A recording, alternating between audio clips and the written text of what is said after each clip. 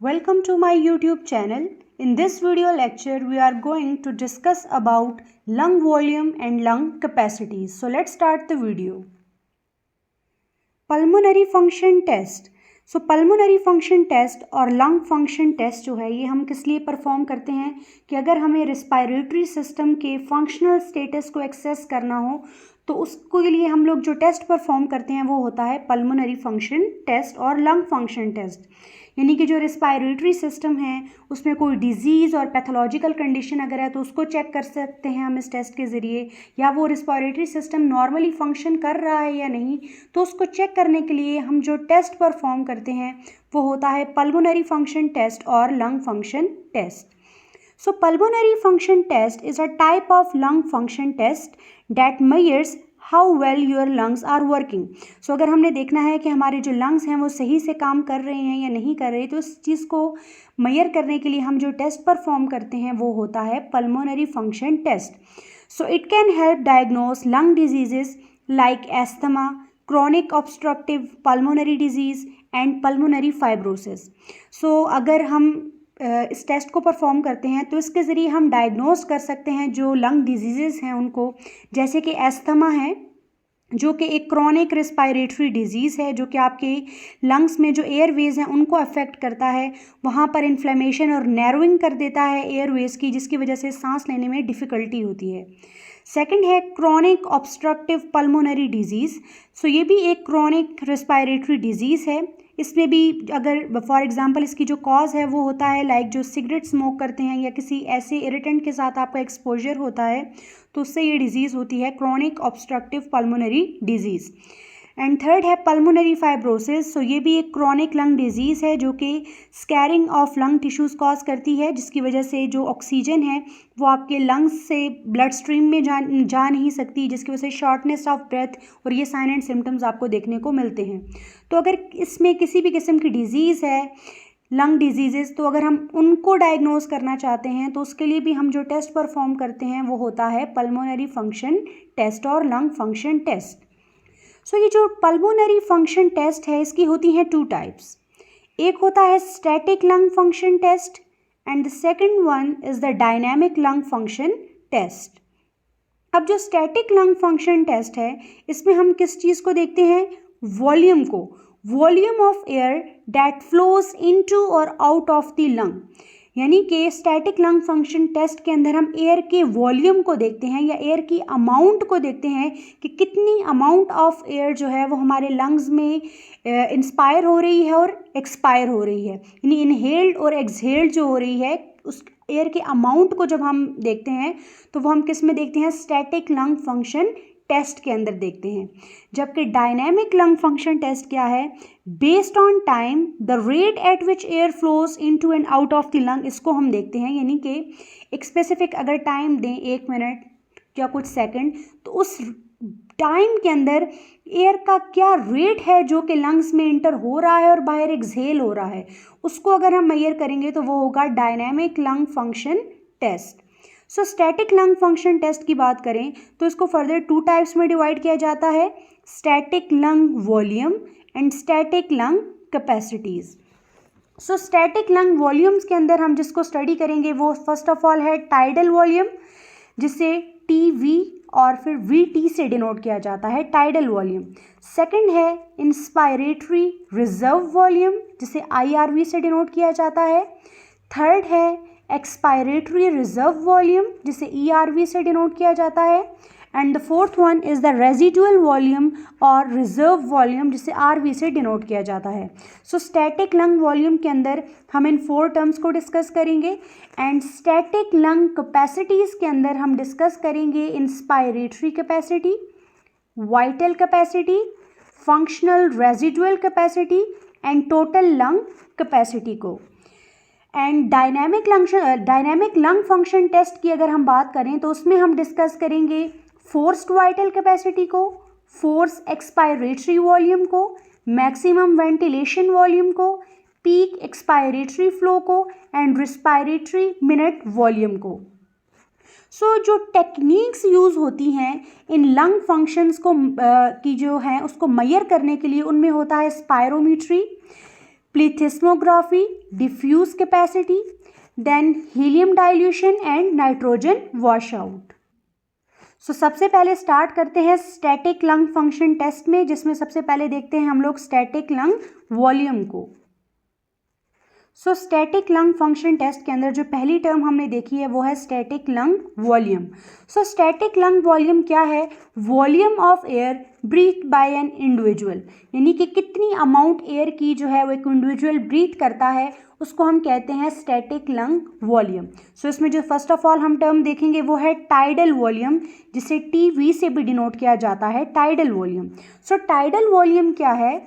Volume of air breathe in और out in a normal quite respiration, यानी एक normal respiration के अंदर कितनी अमाउंट ऑफ एयर हम ब्रीथ इन करते हैं और आउट करते हैं, उसे हम कहते हैं tidal volume.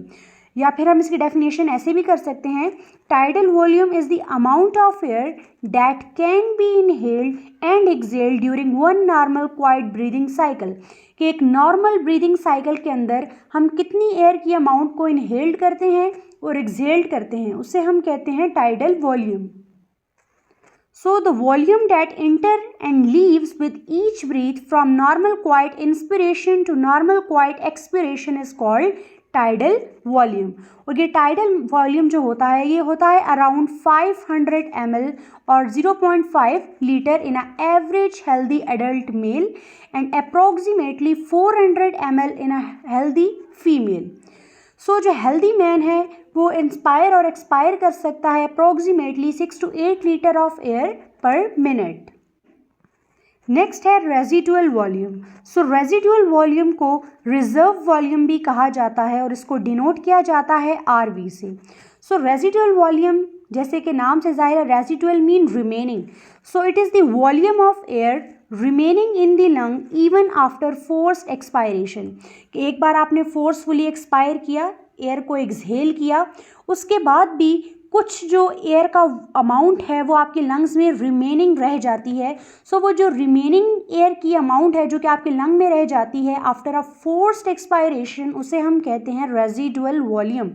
So volume remaining after maximum expiration, कि आपने एक दफ़ा एक्सपायर कर दिया फोर्सफुली, उसके बाद भी जो लंग में एयर का वॉल्यूम या अमाउंट रह जाती है रिमेनिंग, उसे कहते हैं residual volume. So residual volume is the volume of air that's still remaining in the lungs after the expiratory reserve volume is exhaled. Now अगर हम इसकी अमाउंट की बात करें तो ये होता है about 1200 ml in men and women. Average की बात करें तो 1.5 लीटर। नेक्स्ट है इंस्पायरेटरी रिजर्व वॉल्यूम और IRV। सो इंस्पायरेटरी रिजर्व वॉल्यूम क्या होता है? Extra volume of air that can B inhaled forcefully after the end of normal inspiration, कि एक बार नॉर्मली इंस्पायरेशन का प्रोसेस हो गया तो उस नॉर्मल इंस्पायरेशन के एंड पे आप कितना एक्स्ट्रा एयर की अमाउंट को इनहेल कर सकते हैं, उसे हम कहते हैं इंस्पायरेटरी रिजर्व वॉल्यूम। सो ये क्या होता है? जो एडिशनल एयर होती है जो कि एक इंसान फोर्सिबली इनहेल्ड कर सकता है after the inspiration of a normal tidal volume, कि नॉर्मली आपने इंस्पायर किया, उसके एंड पे आप कितनी और एयर फोर्सफुली इनहेल्ड कर सकते हो, एक्स्ट्रा वॉल्यूम जो एयर का है, उसे हम कहते हैं इंस्पायरेटरी रिजर्व वॉल्यूम। और ये होता है about 3000 ml for man and 2000 ml for women. Average की बात करें तो 2.5 लीटर टू 3 लीटर। फोर्थ है एक्सपायरेटरी रिजर्व वॉल्यूम, जिसे ERV से भी डिनोट किया जाता है। सो एक्सपायरेटरी रिजर्व वॉल्यूम क्या होता है? Extra volume of air which can B expelled forcefully from lung after normal expiration, कि एक बार आपने नॉर्मली एक्सपायरेशन की, एक्सहेल की एयर को, उसके बाद आप फोर्सफुली कितना एक्स्ट्रा वॉल्यूम ऑफ एयर जो है वो अपने लंग से एक्सपेल्ड एयर को जो है वो एक्सपेल्ड आउट कर सकते हैं, उसे हम कहते हैं expiratory reserve volume.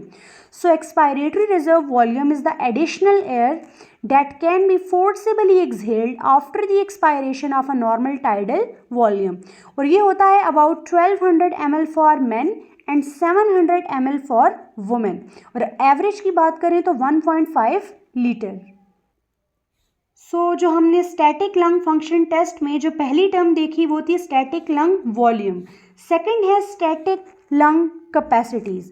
So static lung capacities जो होती है वो कॉम्बिनेशन होता है 2 और मोर लंग वॉल्यूम्स, यानी जब 2 और मोर लंग वॉल्यूम्स कंबाइन होते हैं तो उससे क्या बनता है, स्टैटिक लंग कैपेसिटीज़। सो सबसे पहली टर्म हम देखते हैं टोटल लंग कैपेसिटी को, जिसे डिनोट किया जाता है TLC से। सो टोटल लंग कैपेसिटी क्या है, maximum volume of air that lungs can accommodate और सम ऑफ ऑल लंग वॉल्यूम्स, उसको हम क्या कहते हैं, टोटल लंग कैपेसिटी। कि एक जो मैक्सिमम अमाउंट है एयर की, यानी हमारा लंग जो है वो कितनी एयर की अमाउंट को अकोमोडेट कर सकता है, उसको हम कहते हैं total lung capacity. So volume of air in lung after maximum inspiration, ये मैक्सिमम इंस्पायरेशन अगर आप करें तो कितना वॉल्यूम ऑफ एयर जो है वो आपका लंग जो है वो अकोमोडेट कर सकता है, उसे हम कहते हैं total lung capacity.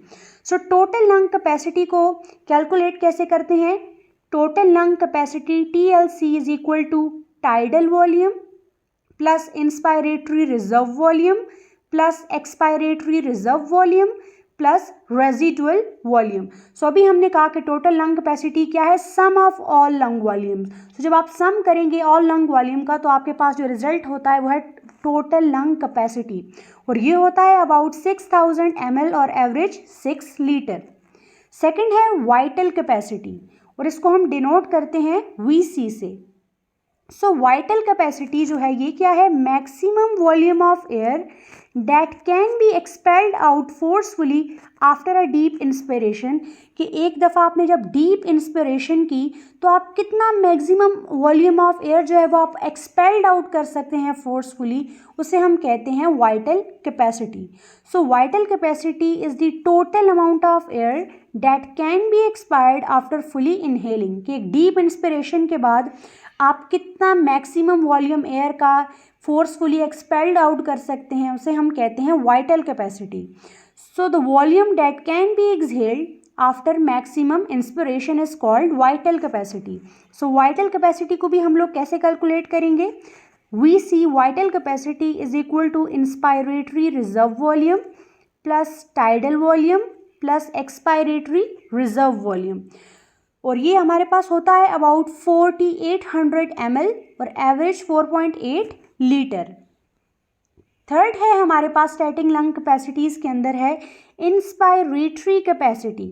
So inspiratory capacity क्या होता है, maximum volume of air that can be inspired after normal expiration, कि एक इंसान एक दफ़ा नॉर्मली एक्सपायर कर दे, एयर को एक्सहेल कर दे, तो उसके बाद वो कितना मैक्सिमम अमाउंट ऑफ एयर जो है उसको इंस्पायर्ड कर सकता है, इनहेल कर सकता है, उसे हम कहते हैं inspiratory capacity. So volume breathe in from quiet expiration to maximum inspiration is called inspiratory capacity। Inspiratory capacity को हम लोग मेजर करते हैं tidal volume plus inspiratory reserve volume, और ये होता है about 3800 ml average 3 litre. Static lung capacities के अंदर जो फोर्थ पॉइंट था वो था फंक्शनल रेजिडुअल कैपेसिटी, जिसे हम FRC से भी डिनोट करते हैं। सो फंक्शनल रेजिडुअल कैपेसिटी क्या है, volume of air remaining in lungs after normal expiration, कि एक मरतबा नॉर्मली एक्सपायर कर दिया उसके बाद कितनी जो एयर की अमाउंट है वो आपके लंग्स में रिमेनिंग रह जाती है, रिमेन हो जाती है, उसे हम कहते हैं functional residual capacity. So functional residual capacity को हम लोग कैसे कैलकुलेट करते हैं, so functional residual capacity is equal to expiratory reserve volume plus residual volume, और ये होता है अबाउट 2200 ml और एवरेज 3 लीटर।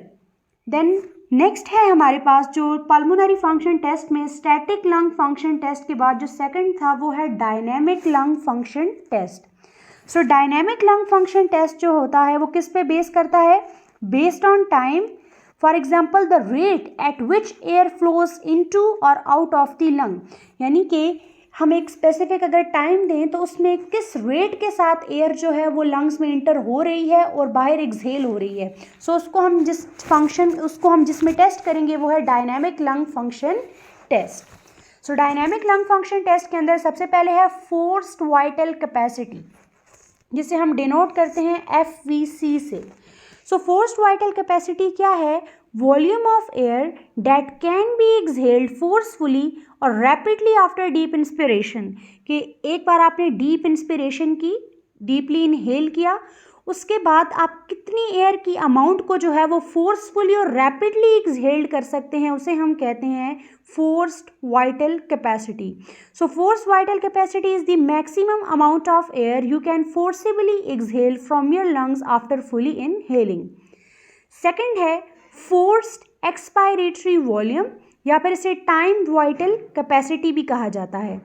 सो फोर्स्ड एक्सपायरेटरी वॉल्यूम क्या है? Volume of air which can be expired forcefully in a given unit of time after a deep inspiration, कि एक बार आपने डीप इंस्पायर किया एयर को, देन उसके बाद एयर की कितनी अमाउंट है जो कि आप फोर्सफुली एक्सपायर्ड कर सकते हो एक गिवन यूनिट ऑफ टाइम में, तो उसे हम कहते हैं फोर्स्ड एक्सपायरेटरी वॉल्यूम. थर्ड है respiratory minute volume. So respiratory minute volume क्या होता है? Volume of air breathe in and out every minute, कि एवरी मिनट अगर हम देखें तो कितना वॉल्यूम या कितनी अमाउंट है एयर की जो कि हम ब्रीथ इन कर रहे हैं और आउट कर रहे हैं, उसे हम कहते हैं respiratory minute volume. So respiratory minute volume को हम कैलकुलेट करते हैं tidal volume into respiratory rate. So tidal volume होता है 500 एंड रिस्पायरेटरी रेट होता है 12. सो जब आप 500 इंटू 12 करेंगे तो आपके पास आंसर आएगा 6000 ml. फोर्थ है मैक्सिमम ब्रीदिंग कैपेसिटी या फिर maximum ventilation volume. So maximum breathing capacity या मैक्सिमम वेंटिलेशन वॉल्यूम क्या होता है? So it is the maximum volume of air which can be breathe in और out by forceful respiration in 1 minute, यानी 1 minute के अंदर आप जो है वो कितना मैक्सिमम जो एयर की अमाउंट है वो आप ब्रीथ इन कर सकते हैं और आउट कर सकते हैं बाय अ फोर्सफुल रिस्पायरेशन, उसे हम कहते हैं मैक्सिमम ब्रीदिंग कैपेसिटी, और ये होता है 150 to 170 litre per minute. Fifth है peak respiratory flow rate. So peak respiratory flow rate जो है ये क्या होता है? ये एक मैक्सिमम रेट होता है eight which air can be expire after a deep inspiration. एक मरतबा आपने डीप इंस्पिरेशन की, डीपली इनहेल किया, उसके बाद आप किस रेट के साथ जो एयर है उसको आप एक्सपायर कर रहे हो या एक्सहेल कर रहे हो, उसे हम कहते हैं पीक एक्सपायरेटरी फ्लो रेट, और ये होता है 400 litre per minute. So students, if you understood this video, please like, share and subscribe to my YouTube channel. Thank you so much for watching.